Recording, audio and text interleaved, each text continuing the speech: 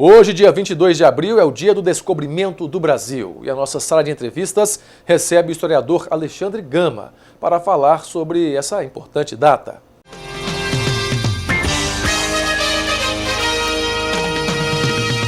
A nossa sala de entrevistas de hoje recebe Alexandre Gama, historiador, para falar dessa data tão importante, hoje, dia 22 de abril, o dia do descobrimento do Brasil.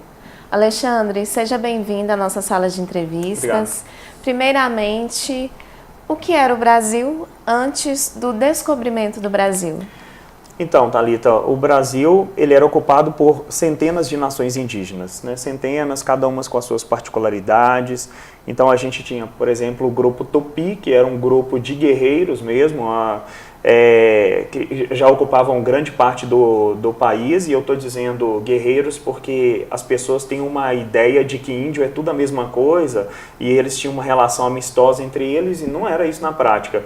Na verdade, os grupos eles eram rivais, né? E os Tupis, por exemplo, dominavam outros grupos. Então, assim, por exemplo, se nós fôssemos parte de um grupo menor dentro do Brasil daquela época e os portugueses chegassem para nós, só adiantando um pouco, para nós seria interessante fazer uma aliança com os portugueses, se nós não fôssemos tupis. Por quê? Porque poderíamos usar os portugueses para nos proteger dos tupis, né? Os tupis eles tinham um ritual de passagem das crianças, na verdade assim, para a fase adulta, onde eles colocavam um arco e flecha na mão do adolescente e mandava ele, né, para a floresta, e para ele ser considerado um adulto e ser recebido na comunidade, ele precisava vir com uma pessoa amordaçada, quer dizer, ele precisava aprisionar alguém de outro grupo indígena e trazer essa outra pessoa presa para os tupis. Então aí você seria considerado então uma pessoa adulta. Então assim, imagina isso, né? Se os portugueses chegam e nós somos esse grupo adversário, um grupo menor, né, adversário dos tupis, para nós seria interessante fazer uma aliança com os portugueses para garantir uma certa proteção e tentar tirar um proveito dessa aliança. Do outro lado, por exemplo, os aimorés, né, que são da bolachinha, né, que a gente compra bolachinha. Famosa. Eles não eram bonitinhos daquele jeito, não. Eles eram, né, antropófagos, então assim, muito guerreiros também. Eles não brincavam com os tupis e havia guerra entre eles.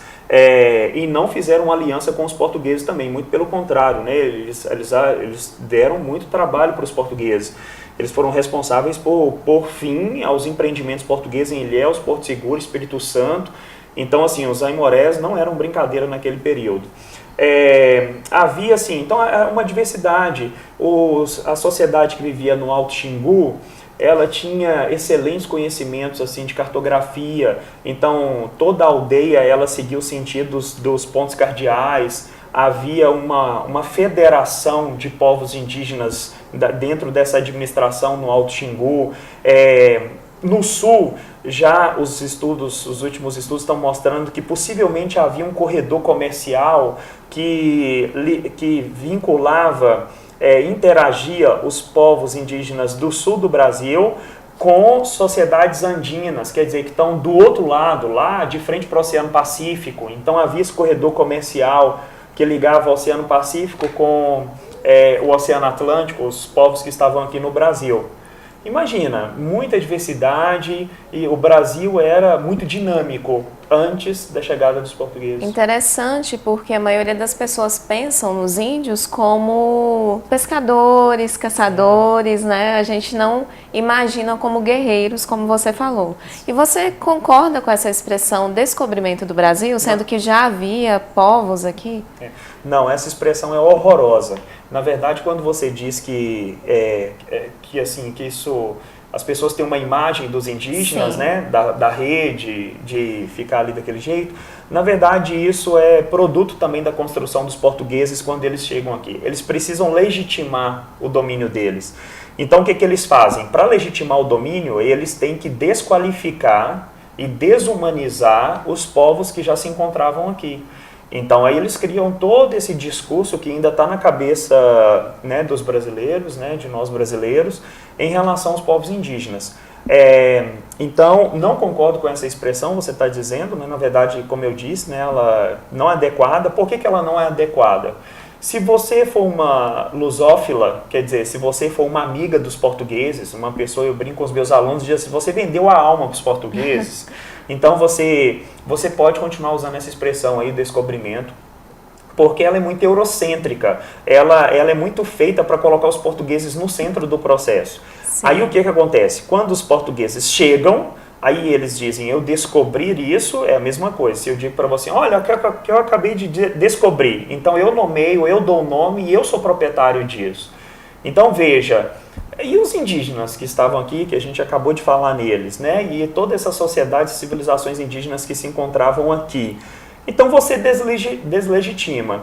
Por um lado, os portugueses também estavam preocupados ao dizer que descobriram o Brasil com os outros países europeus, tipo franceses, holandeses, ingleses, que também estão saindo atrás de terras e estão chegando aí também. Então eles precisam dizer assim, olha, descobri primeiro, deem fora daqui, caiam fora daqui, porque essa terra já tem dono. Mas com isso, como eu disse, eles vão desqualificar os indígenas. Então o descobrimento não foi algo aleatório, como mostram muitas pessoas. Não. O que motivou os portugueses a virem para o Brasil em 1500?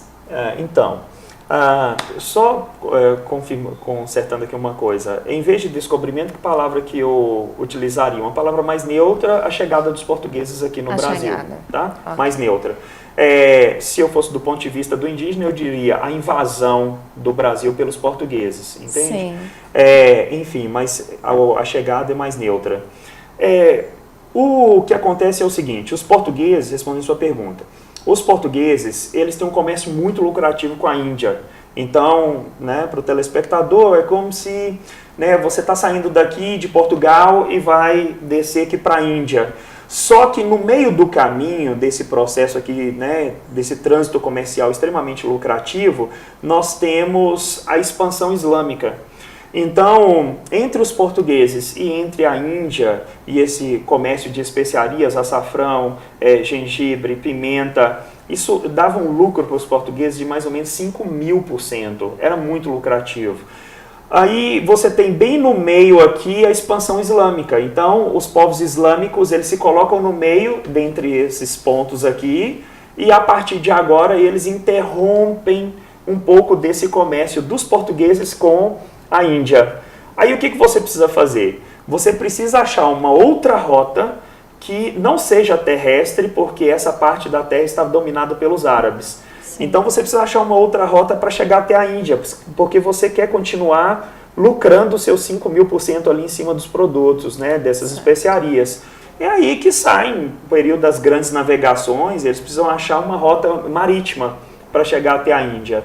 E nessa de rota marítima, se afasta do continente africano, acabaram chegando aqui no Brasil, mas isso tudo já se sabia da existência do Brasil antes de Pedro Álvares Cabral chegar em 22 de abril de 1500 aqui. Quem foi Pero Vaz de Caminha? Porque tem a carta dele que é famosa também, né, na história.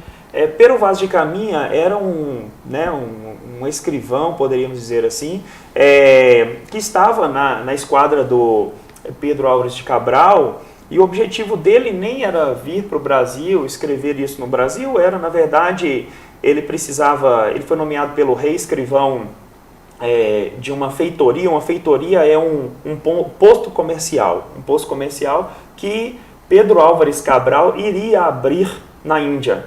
Então eles saem de Portugal com o objetivo de chegar até a Índia e abrir um posto comercial. Pero Vaz de Caminha ficaria nesse posto comercial para poder escrever tudo que o rei precisasse saber, né?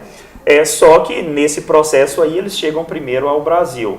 E aí Pero Vaz de Caminha escreve, então, muitos dizem, eu não concordo muito com isso, mas muitos dizem que é a certidão de nascimento do Brasil, né? Narrando como é que foi esse encontro aí, essa chegada dos portugueses. Pau-Brasil. O nome do Brasil vem de fato dessa árvore? Sim e não. Não somente. O que acontece? Quando os portugueses chegam, na verdade eles estão atrás de metais preciosos ou as especiarias, né? Eles a princípio não encontram nenhum e nem outro no litoral brasileiro. Então o que eles fazem? Você retirar a pigmentação avermelhada para atingir roupa, tecido, lã, seda, isso é muito difícil. E o pau-brasil, ou pau de cor, ele que era muito comum, né, na Mata Atlântica brasileira, você conseguia extrair dele esses extratos que acabavam colorindo esses tecidos. Aí o que acontece? Isso era muito caro na Europa e isso gerava um lucro para os portugueses de 300% a venda disso. Então, ficou muito comum isso, né? A terra do pau-brasil, a terra do pau-brasil. Então, isso acaba ficando comum e o nome se populariza. Só que essa expressão Brasil, o nome Brasil, é anterior à exploração do pau-brasil aqui no Brasil, né? Lá na Europa. Por quê? Porque diz uma lenda que um monge teria saído da Irlanda, mais ou menos ali em 600 e alguma coisa, teria saído da Irlanda com mais 14 outros monges, né, o monge Brandão, liderado pelo monge Brandão, e ele teria saído para evangelizar povos desconhecidos, que eles não tinham tido contato, e aí reza a lenda que ele chegou numa ilha, e o nome dessa ilha era Rai Brasil, né, HY e Brasil como se escrevesse nos Estados Unidos, com Z, né, com Z. Então ele chega até essa determinada ilha chamada Rai Brasil, e aí fica uma lenda de que era uma ilha mítica e de todo navegador que se aproximasse, que avistasse ela no horizonte e chegasse até ela, ela desapareceria. Então, assim, até depois da chegada dos portugueses aqui em 1500, até 1600 e alguma coisa, há navegantes, tripulantes, comandantes que estão saindo para tentar encontrar essa ilha. Então, desde 900 anos antes da chegada dos portugueses, aparecia em mapas uma ilha com esse nome Rai Brasil, que todas as pessoas queriam saber onde é que ela se encontrava, né? Só para finalizar, porque nosso tempo já está se esgotando, esse assunto é muito interessante, né? Daria horas e horas aqui falando sobre ele. Na sua visão, quais os benefícios e malefícios dessa chegada dos portugueses no Brasil? Pois é complicado você lidar com essa expressão, né, benefícios, malefícios, porque isso acaba levando a gente a fazer juízos de valor de determinadas culturas. Então, mas não dá para dizer, né, que nós somos produtos disso. Então, assim, é muito complicado você entrar nessa área. Agora, é um fato, né? Houve um genocídio de sociedades indígenas? Sim. Houve aliança dos indígenas com os portugueses também tiraram proveito, os indígenas também tiraram proveito dos portugueses? Sim. Né? Esse país, ele se desenvolveu, aí até essa palavra é complicada, né? Porque faz juízo de valor, mas esse país ganha outros contornos, esse território ganha outros contornos a partir da chegada dos portugueses? Sim.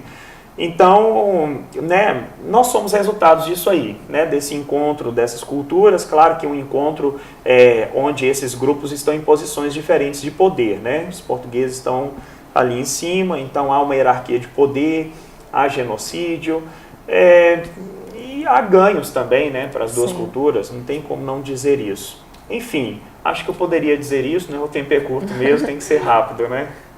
Alexandre, a TV Minas Brasil agradece a sua entrevista e a nossa sala de entrevistas fica por aqui. Obrigado.